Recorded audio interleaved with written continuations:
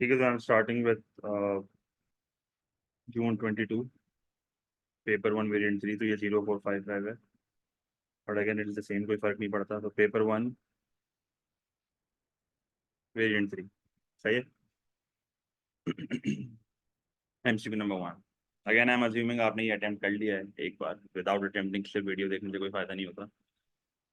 Question number 1, which factor has the correct factor reward identified. तो capital का profit नहीं होता। कैपिटल का क्या होता है? इंटरेस्ट, जो ह्यूमन मेड रिसोर्सेज होती हैं। एंटरप्राइज का वेजेस नहीं होता, एंटरप्राइज का प्रॉफिट होता है। लेबर का इंटरेस्ट नहीं होता, लेबर का वेजेस होता है। पर लैंड का रेंट होता है। तो D is the right answer. ठीक है, one of the most basic MCQ जो कि आपके पास वो टेस्ट कर सकता है। तो क्वेश्चन 1 का answer will B D. Question number 2, a student has nothing to do on a Friday evening. A student has nothing to do on a Friday evening. She withdraws $5 from the $100 she has in a savings account and buys a present to take to a party to which admission is free. Now this is a very repeated MCQ. तो what does this involve? अब obviously there is an opportunity cost. तो no opportunity cost का सवाल ही पैदा नहीं होता। No opportunity cost सिर्फ एक केस में होता है, डेट इज फ्री गुड। तो यहाँ पर ऐसा कोई सीन नहीं है। और अपॉर्चुनिटी कॉस्ट वो होता है जो आप फॉरगो कर रहे हो। तो जो $5 मैंने स्पेंड करे, मैं कहीं और भी स्पेंड कर सकता था। तो this is my opportunity cost and opportunity cost equal to the other cost she could have bought for $5। ठीक है, तो 2 का answer will be B, the next best alternative forgone. Question number 3, What would cause a shift in a country's production possibility curve? अब हमेशा याद रखना, एक country का पीपीसी शिफ्ट कब होता है? जब क्वांटिटी या quality of factors of production में चेंज आ जाए। ठीक है, तो ये बहुत इंपॉर्टेंट है। अनएम्प्लॉयमेंट के फॉल होने से आपका पीपीसी शिफ्ट नहीं होगा। अनएम्प्लॉयमेंट के फॉल होने से आपके पीपीसी के ऊपर जो है वो बेसिकली क्या होगा, अंदर की तरफ मूवमेंट आएगी। मैं ई से E1 आ जाऊंगा। तो this will not call the shift. Recovery from a recession, recession के टाइम पे भी यही होगा जो कि सेम मैंने यहाँ पर शो करा, क्योंकि at the time of recession अगर मैं रिकवर कर रहा हूँ तो मेरा एक्चुअल बढ़ रहा होगा, एग्जिस्टिंग रिसोर्सेज का यूज बढ़ रहा होगा। तो एग्जिस्टिंग रिसोर्सेज के यूज से चेंज होने से पीपीसी शिफ्ट नहीं होता। Arise in the prices will not call the shift in the PPC, but D जो ऑप्शन है ना वो बिल्कुल सही है। The destruction of factories in a war, of factories are part of capital. इसका मतलब आपका जो है वो क्वांटिटी ऑफ रिसोर्स कम हो रहा है, और जिधर आपका क्वांटिटी ऑफ रिसोर्स कम हो गया है वहां पर आपका PPC will shift to the left. ठीक है, क्लियर है ये चीज, क्योंकि पोटेंशियल जो है वो आपकी कंट्री का कम हो रहा होगा, प्रोडक्टिव पोटेंशियल जो है वो कम हो रहा होगा। तो पीपीसी पूरा अंदर आ जाएगा। ठीक है, पीपीसी पूरा अंदर आ जाएगा, मतलब अगर ये पीपीसी है ना तो पूरा अंदर की तरफ शिफ्ट हो जाएगा। ठीक है, मैक्सिमम आउटपुट्स कम हो जाएंगे। तो question number 4, which topic is studied in macro economics. तो macro economics is study of the whole economy. तो अगर मैं होल इकोनॉमी की बात करता हूँ तो इन्फ्लेशन इज द कॉन्सेप्ट जो कि होल इकोनॉमी का है। ये बाकी 3 जितने भी कॉन्सेप्ट्स हैं ना ये सारे माइक्रो इकोनॉमिक्स हैं जो स्टडी होते हैं इंडिविजुअल लेवल पे, मार्केट लेवल पे। ठीक है, तो क्वेश्चन नंबर 4 का answer will B A. Question number 5, China is moving towards a more mixed economic system. China जो है वो इकोनॉमिक सिस्टम की तरफ आ रहा है जहाँ पर मिक्स्ड इकोनॉमिक सिस्टम की तरफ आ रहा है, जहाँ पर पब्लिक एंड प्राइवेट सेक्टर दोनों का जो है ना वो रोल होता है, and reducing the role of the public sector. तो बेसिकली वो लोग प्राइवेट सेक्टर के रोल को बढ़ा रहे हैं मिक्स्ड इकोनॉमिक सिस्टम में। पहले पब्लिक होगा, प्लान्ड होगा, वो मिक्स्ड आ रहे हैं। Which economic policy measure might best achieve this? Creating excess capacity in state owned enterprises नहीं। Encouraging competition from among private firms, yes, ये चीज जो है वो एनकरेज करेगी प्राइवेट सेक्टर ऑर्गेनाइजेशंस को। तो this is the right answer. Protecting infant industries, आप प्रोटेक्ट कर रहे हो, ये गवर्नमेंट का रोल होता है टैरिफ वगैरह के थ्रू। सही है। और subsidising transport infrastructure, again subsidising का मतलब है you are again interfering in the market through government intervention. तो 5 का आंसर जो है वो हमारा बी होगा। क्लियर है ये चीज, कोई मसला? Question number 6, the diagram shows the supply and demand for a product. Suppliers have decided to produce 10,000 units and charge a price of $6. अब वो $6 की प्राइस चार्ज कर रहे हैं और 10,000 यूनिट उन लोगों ने जो है ना वो बनाने का सोचा है। पर बात सारी वही है कि $6 पे आपकी डिमांड तो कम ही है। सही है, तो क्लियरली समझ आ रहा है कि there will be a surplus in the market. सही है, where the quantity supplied will exceed quantity demand. तो what will be the result of the decision in the short run? A stable equilibrium price will be achieved. No, equilibrium का मतलब होता है demand is equal to supply, यहाँ पर ऐसा नहीं हो रहा है। ठीक है, suppliers will be left with unsold stock, yes, क्योंकि अनसोल्ड स्टॉक इसलिए होगा क्योंकि आपकी सप्लाई ज्यादा है, डिमांड कम है। तो B is the right answer. The equilibrium market price will increase, no, equilibrium तो अपनी जगह पे रहेगा, शिफ्ट वगैरह कुछ भी नहीं आ रहा है यहाँ पे। There will be excess demand at the price of $6, no, there will be excess supply. सही है, क्योंकि एक्सेस डिमांड का मतलब तो शॉर्टेज होता है। सही है, कोई मसला? यहाँ पर सरप्लस है, शॉर्टेज नहीं है। तो क्वेश्चन नंबर 6 का answer will be B. Question number 7, which statement about price elasticity of demand is correct? तो डेफिनेशन है PD measures the percentage change in quantity divided by the percentage change in price। ए इसका perfect answer है, simple PD की definition है। All दो सारे option देख लेने चाहिए पर ये प्रीटी ऑब्वियस क्वेश्चन है, 7 का आंसर ए होगा। Question number 8, a manufacturer of tinned beans mechanizes its assembly line, so basically they are using more of capital now, more of machines now, this increases output by 30%। इसका मतलब मेरा output 30% बढ़ा, obviously because if you will use more of machines, आपकी productivity जो है वो पहले के मुकाबले में बढ़ जाएगी and reduces the labour by 30%। अब आप इस चीज को समझो, ये बहुत इंपॉर्टेंट है। लेबर प्रोडक्टिविटी का जो फॉर्मूला होता है वो क्या होता है? लेबर प्रोडक्टिविटी का फॉर्मूला होता है कि भाई आउटपुट, आपका जो टोटल आउटपुट है divided by number of labour. ठीक है, अब आप देखो यहाँ पर मैंने लेबर को 20% से कम करा, मैंने लेबर को यहाँ पर 20% से कम करा, मेरा आउटपुट जो है वो 30% से बढ़ गया। तो इट्स द क्लियर केस कि लेबर प्रोडक्टिविटी बढ़ रही है, क्योंकि आप लेबर के हाथ में जब मशीन दे दोगे ना तो वो ज़्यादा बेहतर काम करेगा। ठीक है, S will move to the left. अब एक चीज़ तो क्लियर है, अगर लेबर प्रोडक्टिविटी बढ़ रही है तो सप्लाई विल इंक्रीज, तो राइट वर्ड शिफ्ट होगा सप्लाई, मतलब अगर सप्लाई आता भी है तो राइट वर्ड आएगा। तो लेफ्ट का तो सवाल ही पैदा नहीं होता, लेफ्ट का मतलब है सप्लाई कम हो रही है, तो ये दोनों ऑप्शन नहीं हो सकते। एवरेज कॉस्ट बढ़ेगी नहीं, एवरेज कॉस्ट डिक्रीज होगी क्योंकि आप ज़्यादा प्रोडक्टिव हो। ठीक है, अच्छा, प्राइस यहाँ पर बढ़ेगी नहीं, प्राइस यहाँ पर कम होगी। और प्राइस के चेंज की वजह से आपको एक और चीज़ पता होनी चाहिए कि प्राइस के चेंज की वजह से मूवमेंट आती है, शिफ्ट नहीं आता। S will move to the right due to an increase in consumer demand. No, S will move to the right due to an increase in the productivity। ठीक है, तो 8 का answer will B D. Question number 9, the diagram shows the fix cost, variable cost and total cost. तो ये line total cost की है, ये line total variable cost की है, ये लाइन टोटल फिक्स कॉस्ट की है। What distance represent the firm variable cost? P Q जो है वो टोटल कॉस्ट और टोटल वेरिएबल कॉस्ट का डिस्टेंस है, तो this is total fix cost. P S जो है वो यहाँ से लेके यहाँ तक का डिस्टेंस है, तो ये हमारी टोटल कॉस्ट है। क्यू आर कुछ भी रिप्रेजेंट नहीं कर रहा, क्यू एस जो है वो हमारा वेरिएबल कॉस्ट के नीचे वाला सारा एरिया है, तो this is total variable cost. ठीक है, again this is a very repeated MCQ, तो 9 का आंसर डी होगा। Question number 10. A cinema has 500 seats. It rates the admission price from $2 to $5 and the daily revenue increased from 800 to 1500। तो एक चीज़ तो समझ आ रही है कि जब सिनेमा ने अपनी प्राइसेस को बढ़ाया तो उसका टोटल रेवेन्यू बढ़ गया, तो इन प्रोडक्ट्स की जो डिमांड है वो इनइलास्टिक है। ऑब्वियस सी बात है क्योंकि प्राइस के बढ़ने से रेवेन्यू बढ़ रहा है। ठीक है, what can be concluded from this information? What can be concluded from this information? Price elasticity of demand for the seats, cinema seat was elastic, elastic नहीं थी, इनइलास्टिक थी। The price elasticity of supply was elastic. भाई इसने बोला हुआ है 500 seats हैं, fixed है, तो ये बेसिकली होता है परफेक्टली इनइलास्टिक सप्लाई। याद है स्टेडियम वाली एग्जांपल मैंने आपको दी थी? तो this is perfectly inelastic supply, जहाँ पर आपका सप्लाई का पूरा वर्टिकल होता है, तो इलास्टिक तो नहीं होगा, परफेक्टली इनइलास्टिक होगा। The cinema operated below full capacity, ये आंसर हो सकता है, इसको हम चेक कर लेते हैं। The cinema profits rose by 700, में प्रॉफिट यहाँ पर बता ही नहीं सकता, इससे मुझे टोटल कॉस्ट दी भी नहीं है। अब आंसर तो मेरा सी होगा। अब आंसर सी क्यों है, मैं आपको इसकी लॉजिक भी दे रहा हूँ। भाई टोटल रेवेन्यू का फॉर्मूला होता है प्राइस मल्टीप्लाइड बाय क्वांटिटी, सही है। इससे मुझे दो रेवेन्यूज दिए हैं, जैसे मैं आपको पहला बता देता हूँ।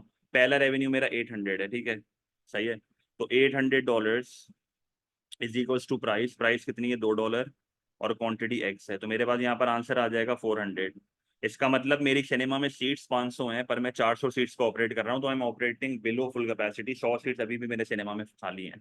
और अगर मैं दूसरा यहाँ पर ऑप्शन देखूँ तो P1 मल्टीप्लाइड बाई Q1, मेरा नया टोटल रेवेन्यू इज $1500, मेरी नई प्राइस इज $5 एंड मेरी क्वांटिटी जो है वो यहाँ पर कितनी है मुझे नहीं पता।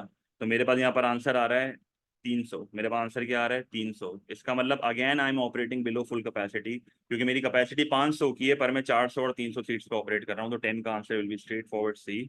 अगर आप एलिमिनेशन से करते हो तब भी सी है, लॉजिक के साथ करोगे तब भी सी है, तो 10 का आंसर विल बी सी। ठीक है, question number 11, what is an outcome of comparative market? अब कंपैरेटिव मार्केट वो मार्केट होती है जहाँ पर कंपटीशन ज्यादा होता है, कंपटीशन ज्यादा होता है तो प्राइसेस कम होती हैं, आउटपुट ज्यादा होता है, चॉइसेस ज्यादा होती हैं, तो हाई प्राइसेस का सवाल पैदा नहीं होता, लो क्वालिटी का भी सवाल पैदा नहीं होता।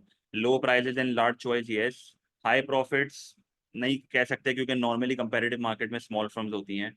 लो क्वालिटी नहीं, low profits yes, little choice no, तो 11 का आंसर विल बी बी। ठीक है, अगेन स्ट्रेट फॉरवर्ड था, आराम से आप सही ऑप्शन सेलेक्ट कर सकते हो, गलती नहीं होनी चाहिए। Question number 12, what might prevent an individual choosing a particular occupation? मतलब एक बंदा क्यों एक ऑक्यूपेशन को सेलेक्ट नहीं करेगा, प्रिवेंट, ऐसा कोई डिसएडवांटेज बताना है मुझे किसी ऑक्यूपेशन का। Little opportunity for career progression, yes, अगर मुझे लगेगा कि यार इस काम में करियर प्रोग्रेशन नहीं है, मैं आगे नहीं बढ़ूंगा, तो why would I go for that job. Low cost of travelling will encourage me to work, no risk of 2% will encourage me to work, wage rate above the national minimum wage will encourage me to work. But option A एक ऐसा ऑप्शन है जहाँ पर I will be discourage from choosing that occupation. Question number 13, what might encourage a consumer to spend less and save मोर। तो basically spending कम हो रही है, सेविंग ज्यादा हो रही है, the expectation that the prices will fall. तो ए इज द राइट आंसर। अगर लोगों को ये चीज पता है कि आगे जाके फ्यूचर में प्राइस कम होने वाली है, तो they will spend in the future, they will save for now and they will spend in the future, क्योंकि वो लोग बोलेंगे कि यार अभी खरीद लेंगे तो फायदा नहीं है, आगे जाके चीजें सस्ती होंगी फिर खरीदेंगे ना। ठीक है। और डिफ्लेशन के टाइम पे यही मसला होता है, जब एक मुल्क में डिफ्लेशन आया हुआ होता है ना, तो उस टाइम पे लोग एक्सपेक्ट कर रहे होते हैं the prices will fall further in the future, तो वो अपनी स्पेंडिंग को रोक देते हैं, which worsens the situation in the economy. से ये सिचुएशन मजीद खराब हो जाती है।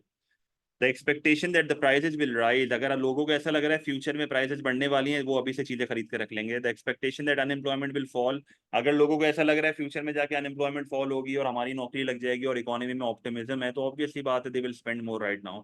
The expectation that the real GDP will rise, again this will create an optimism in the economy, जिसकी वजह से पीपल विल स्पेंड मोर। तो प्योर कॉन्फिडेंस का गेम है यहाँ पे। ऑप्शन सी और डी में लोगों को कॉन्फिडेंस ज्यादा है इकोनॉमी पे, तो स्पेंडिंग बढ़ रही है। ऑप्शन बी में कह रहा है कि लोगों को ऐसा लग रहा है फ्यूचर में महंगाई आने वाली है, तो लोग अभी से चीजें खरीद रहे हैं। और ऑप्शन ए में लोगों को ऐसा लग रहा है कि फ्यूचर में प्राइस मजीद गिरने वाली है, तो वो अपनी स्पेंडिंग रोक रहे हैं और सेव ज्यादा कर रहे हैं, क्योंकि वो फ्यूचर में खरीदेंगे जब चीजें सस्ती हो जाएंगी, उनको ऐसा लग रहा है। ठीक है। तो 13 का आंसर है। Question number 14, the table shows how three people X Y and G spend their income. What is the likely order of income from the lowest income to the highest income? अब lowest income to the highest income मुझे जाना है भाई। lowest income किसकी होगी? जो food clothing पे सबसे ज्यादा खर्चा कर रहा है, जिसकी इनकम का मेजोरिटी प्रोपोर्शन फूड वगैरह पे जा रहा है ना, वो गरीब है, तो ये लोएस्ट है। और जिसका सबसे कम जा रहा है वो हाईएस्ट है, सबसे अमीर होगा वो। सही है। तो सबसे लोएस्ट कौन सा हुआ? जेड। और सबसे हाईएस्ट कौन सा हुआ है? तो मेरा सी आंसर होगा। मिडिल मैन यहाँ पर एक्स है, ठीक है, जो कि हाईएस्ट और लोएस्ट के बीच में आ रहा है। तो 14 is C. Question number 15, which activity is correctly link to the organisation that provides it. Central bank regulate करती है rate of inflation, yes. Central bank direct tax set नहीं करती। Commercial bank manage the government financial accounts, no, ये आपकी central bank कर रही होती है। Commercial bank safeguard the country's foreign reserves, no, again ये आपकी सेंट्रल बैंक कर रही होती है। कमर्शियल बैंक तो प्राइवेट सेक्टर बैंक से, उनका ये काम ही नहीं होता। Again this is a very repeated MCQ, जो कि मैंने बहुत बार देख लिया आप लोगों के साथ ही। Question number 16, what is not usually a macro economic aim. The balance of payment stability, yes, no. Lowering cyclical employment, yes, क्योंकि फुल एम्प्लॉयमेंट का ऑब्जेक्टिव होता है। रिड्यूसिंग एब्सोल्यूट पॉवर्टी, यस, गरीबी कम करनी है मुल्क में। High government borrowing is not a macro economic aim. Governments चाहती हैं कि बोरोइंग कम से कम हो, ताकि हम जो है वो अपनी आवाम पे खर्चा कर सकें, और क्योंकि बोरोइंग जितनी ज्यादा होगी ना, उतना आपके लिए मसला है यहाँ पे। ठीक है। तो क्वेश्चन नंबर 16 का answer will be B. Clear है यहाँ तक? कोई मसला, कोई सवाल?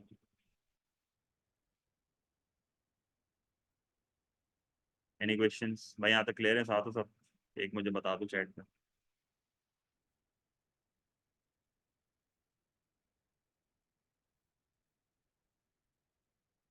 सही है। अच्छा, question number 17, a government decides to increase the indirect tax. अब इनडायरेक्ट टैक्स बढ़ रहा है, ठीक है। इनडायरेक्ट टैक्स वो टैक्स होता है जो कि गुड्स एंड सर्विसेज पे लगता है ऑब्वियसली। अब जाहिर है अगर मैं इनडायरेक्ट टैक्स को बढ़ा दूंगा, तो पहले के मुकाबले में जो प्राइसेस है ना, वो बढ़ जाएंगे। Petrol has inelastic price elasticity of demand. Inelastic demand है, जाहिर सी बात है, नेसेसिटी टाइप चीज है। What are likely to be the consequences.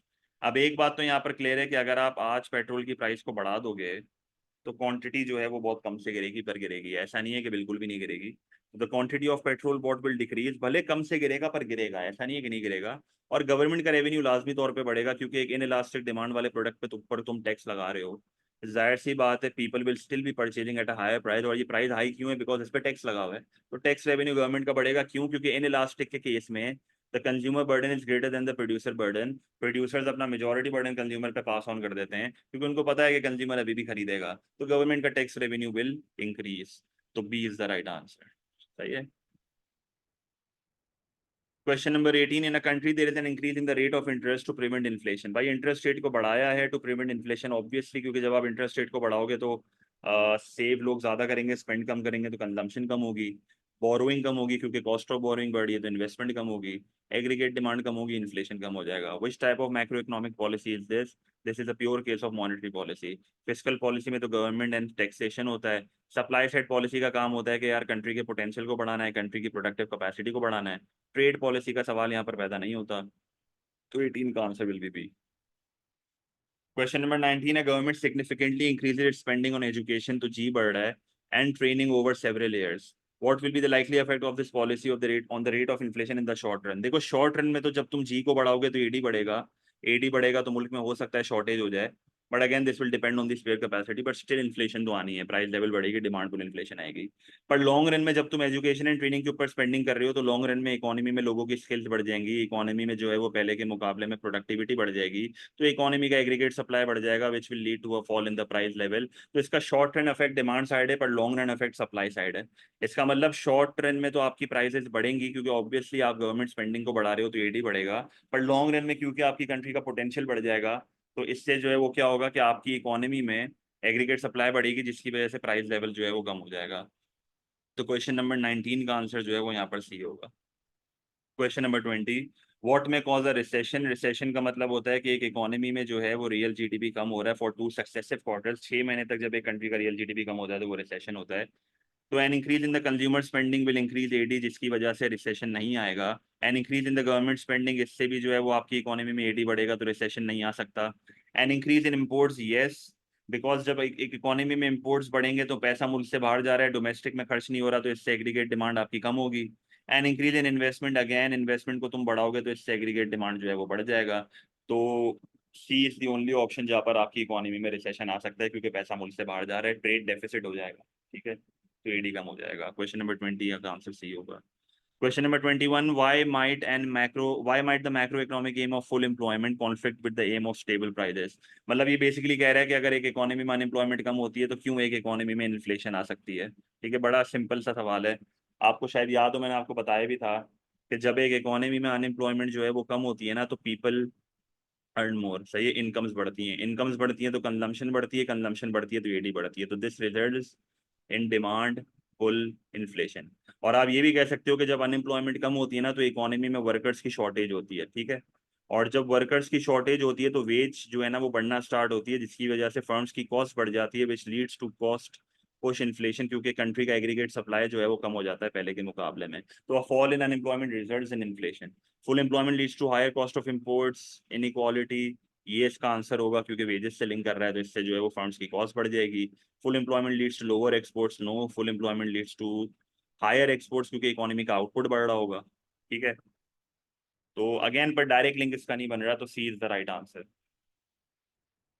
Full employment से इनइक्वालिटी तो आपकी कम होनी चाहिए, हायर कॉस्ट ऑफ इम्पोर्ट्स इसका कोई लिंक नहीं है, तो 21 का आंसर सी होगा, ठीक है। Question number 22, in a country inflation is 10% and the nominal interest rates are 7%। अब आप खुद एक चीज देखो भाई, मेरे नॉमिनल इंटरेस्ट इज 7%, इन्फ्लेशन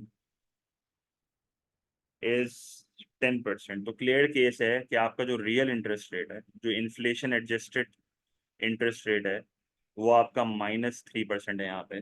इसका मतलब सेवर्स को तो बेनिफिट नहीं हो रहा क्योंकि बेनिफिट पूछ रहा है, तो सेवर्स को तो बेनिफिट नहीं हो रहा, लेंडर्स को तो वैसे ही बेनिफिट नहीं होता क्योंकि जब वो पैसे लेंड करते हैं they are repaid less in real value, क्योंकि इन्फ्लेशन जो है वो रियल वैल्यू को कम कर देता है। एम्प्लॉयर्स का भी नुकसान है क्योंकि अगर वो लोग फिक्स्ड इनकम में फिक्स एम्प्लॉय सॉरी एम्प्लॉयर्स का भी कुछ हद तक नुकसान हो सकता है क्योंकि हो सकता है उनकी कॉस्ट बढ़ जाए, हो सकता है workers will demand for higher wages, तो सिचुएशन थोड़ी खराब हो सकती है, सब्जेक्टिव चीज है। उनके प्रॉफिट्स ऑल्सो शायद बढ़ रहे होते हैं। मोस्ट लाइकली हम अगर देखें ना बोरोवर्स, एम्प्लॉयर्स का गेन बहुत चीज़ों पर डिपेंड करता है कि उनकी भाई कॉस्ट कम से बढ़ रही है, प्राइसेस ज़्यादा से बढ़ रही है, क्या उनके वर्कर उनसे हाई वेजेस मांग रहे हैं, तो 100 चीज़ें हैं। बोरोवर्स क्लियर केस है बेनिफिट का, क्यों? बिकॉज जो वो अमाउंट बोरो करते हैं ना और जो अमाउंट रीपे करते हैं they repay less in real value, तो इनका कहीं ना कहीं फायदा हो रहा होता है क्योंकि जो पैसे इन लोगों ने बोरो किए हुए होते हैं, जिस टाइम पे बोरो किए हुए होते हैं उस टाइम पे उसकी रियल वैल्यू ज्यादा होती है, जिस टाइम पे वो रिटर्न कर रहे होते हैं उस टाइम पे रियल वैल्यू कम होती है, ठीक है, तो 22 का आंसर ये होगा। Question number 23, which action is not perform by a government as a part of it international role? अब building of shore wind farms international role नहीं है, सही है, मुझे नॉट हाँ तो फिर यही आंसर होगा इसका। इम्पोजिंग टैरिफ इंटरनेशनल रोल है, वीजा इंटरनेशनल रोल है, ह्यूमैनिटेरियन एड टू रेफ्यूजीज ये भी इंटरनेशनल रोल है, तो 23 का आंसर ये होगा। 24 which components in addition to the GDP per head are included in the Human Development Index? So life expectancy and expected years of schooling, क्योंकि standard of living का major होता है GDP, अगर आपको याद हो। Question number 25, what is likely to cause an immediate decrease in the size of the labor force? कह रहा है ऐसी कौन सी चीज है जो कि immediately decrease करेगी the size of the labor force? ठीक है, labor force में employed भी आते हैं और unemployed भी आते हैं, याद है। A fall in the average size of families, no. A fall in the birth rate, इससे आपकी इकोनॉमी की पॉपुलेशन जो है वो कम होगी। इमीडिएटली नहीं होगा, सही है, इमीडिएटली ये होगा। अगर रिटायरमेंट एज 70 थी, अगर मैं इसको 65 कर दूं तो एकदम से आपकी कंट्री में जो है ना वो लेबर फोर्स एक झटके में कम हो जाएगी, ठीक है। And increase in the net immigration, although इससे इकोनॉमी में पॉपुलेशन बढ़ रही होगी, but again this will not happen immediately. Immediately जो हो रहा है ना वो ऑप्शन सी है। ये सारे लॉन्ग टर्म है, बर्थ रेट का कम हो जाना। बल्कि अगर हम देखें तो यहाँ तो उल्टा लेबर फोर्स आपकी बढ़ रही है, तो ये तो ऑप्शन वैसे ही नहीं हो सकता।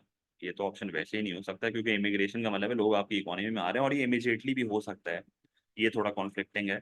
इमीडिएटली भी ये हो सकता है और इससे आपकी लेबर फोर्स बढ़ेगी, तो ये तो वैसे भी आंसर नहीं हो सकता। C is the right answer, reduction in the age of retirement, क्योंकि मुझे लेबर फोर्स को क्या करना है, डिक्रीज करना है। तो 25 का आंसर सी होगा, सही है। Question number 26. The table shows economic indicators which increase in the first indicator is most likely to lead to an increase in second indicator. Positive relationship. Budget surplus क्या होता है? Tax revenue greater than government spending. Budget surplus अगर बढ़ेगा तो इसका मतलब आपका tax बढ़ रहा है, गवर्नमेंट स्पेंडिंग कम हो रही है, इकोनॉमी में इनकम्स कम होंगी, इनकम्स कम होंगी तो लोग सेविंग भी कम करेंगे। कंज्यूमर स्पेंडिंग अगर बढ़ेगी तो अनएम्प्लॉयमेंट कम होगी ऑब्वियसली। इन्फ्लेशन अगर बढ़ेगा तो ट्रेड सरप्लस हमारा कम होगा, क्योंकि export will become more expensive, people will not buy from us, trade deficit हो जाएगा। प्रोडक्टिविटी इकोनॉमी में बढ़ेगी तो लिविंग स्टैंडर्ड्स बढ़ेंगे, डी आंसर होगा। यहाँ पर वाहिद ऑप्शन है जो कि पॉजिटिव रिलेशनशिप, ठीक है। तो 26 का answer is D. Question number 27. When are countries most likely to specialize and trade with each other? When the cost of transport between them is high? नहीं, ये तो हमारी ट्रेड को डिस्करेज करेगा। When there are large differences in the resource allocation? Yes, क्योंकि जब दो countries में बहुत अलग अलग रिसोर्स एलोकेशन होंगी ना, उस टाइम पे ट्रेड ज्यादा होगी। जैसे पाकिस्तान अगर फॉर एग्जांपल टेक्सटाइल में अच्छा है, तो दूसरी कंट्री किसी और चीज में अच्छी होगी, रिसोर्स एलोकेशन जो है वो अलग अलग होंगे, तभी ट्रेड होगी, वरना फायदा नहीं है। अगर दो कंट्रीज की सिमिलर रिसोर्स एलोकेशन है तो फिर वो आपस में ट्रेड नहीं करेंगे, क्योंकि वो दोनों एक ही चीज में स्पेशलाइज कर रहे होंगे। When they have access to the same technology, ये भी हमारी ट्रेड को जो है वो डिस्करेज कर रहा होगा, क्योंकि जब दोनों के पास सेम ही चीज है तो फिर वो क्यों ट्रेड करेंगे। When they have high tariffs and other protective measures, ये तो प्रोटेक्शनिज्म है, and protectionism always discourages trade. ये तो प्रोटेक्शनिज्म के टूल हैं, ठीक है, ये तो हो ही नहीं सकता। 27 का भी है। 28, a government removed the quota. Quota is the physical limit, सही, quota is the physical limit on imports, और मैंने इस कोटा को रिमूव कर दिया है। इसका मतलब अगर मैं फिजिकल लिमिट ऑन इम्पोर्ट्स को हटा दूंगा ना, तो इससे तो इम्पोर्ट का एक्सपेंडिचर बढ़ जाएगा। और decrease in the demand for domestic production, yes, क्योंकि if people will start importing more तो डोमेस्टिक की डिमांड कम हो जाएगी, जाहिर सी बात है, क्योंकि डोमेस्टिक में एडी कम हो जाएगा, because people will be buying more from other countries. A decrease in the domestic unemployment, no, unemployment increase होगी, क्योंकि जब एडी कम होगा तो इससे हमारी कंट्री का प्रोडक्शन कम होगा, डिमांड फॉर लेबर कम होगा, अनएम्प्लॉयमेंट जो है वो बढ़ जाएगी। अ डिक्रीज इन एक्सपोर्ट्स, एक्सपोर्ट से इसका लेना देना नहीं है। Decrease in the balance of trade deficit, balance of trade deficit will increase, क्योंकि इफ पीपल विल इम्पोर्ट मोर तो इससे हमारा डेफिसिट बढ़ता है, ठीक है। तो 28 का आंसर ये होगा। 29, a country has a surplus on the current account of it balance of payment. Surplus का मतलब क्या होता है? जब हमारे inflows of money are greater than the outflows of money. कह रहा है what will most likely to cause the country move into a deficit. Deficit पे जाने का मतलब क्या हुआ कि पहले के मुकाबले में मेरे इनफ्लोज जो हैं वो कम हो रहे हैं और मेरे आउटफ्लोज जो हैं वो बढ़ रहे हैं। तो बंदा अपने पास लिख ले, अगर मेरी करेंसी डी वैल्यू होती है, डी वैल्यू का मतलब है करेंसी गिर रही है, जब करेंसी गिरती है तो इसका मतलब क्या हुआ कि एक्सपोर्ट की प्राइस कम होगी और इंपोर्ट की प्राइस बढ़ेगी।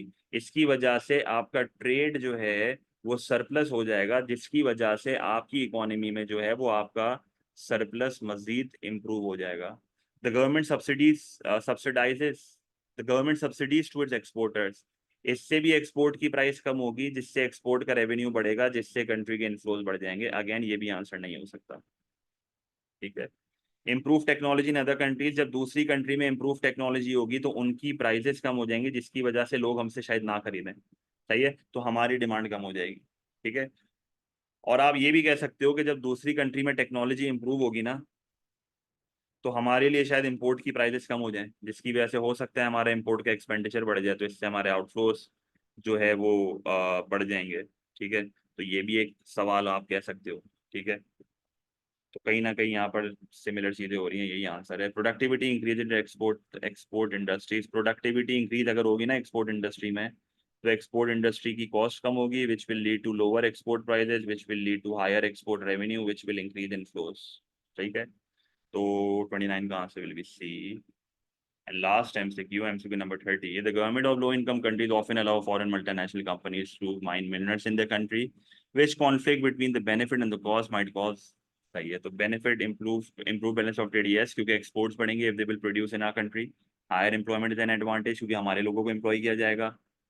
सही है, होस्ट कंट्री की बेसिकली बात हो रही है। Increase profits for the MNC is a disadvantage for us because वो अपनी होम कंट्री में पैसा भेजेंगे, हमारे लिए आउटफ्लो होगा। मोर सस्टेनेबल डेवलपमेंट, नो, हमारे रिसोर्सेज की बैंड बज रही होती है यहाँ पे, अनसस्टेनेबल होता है।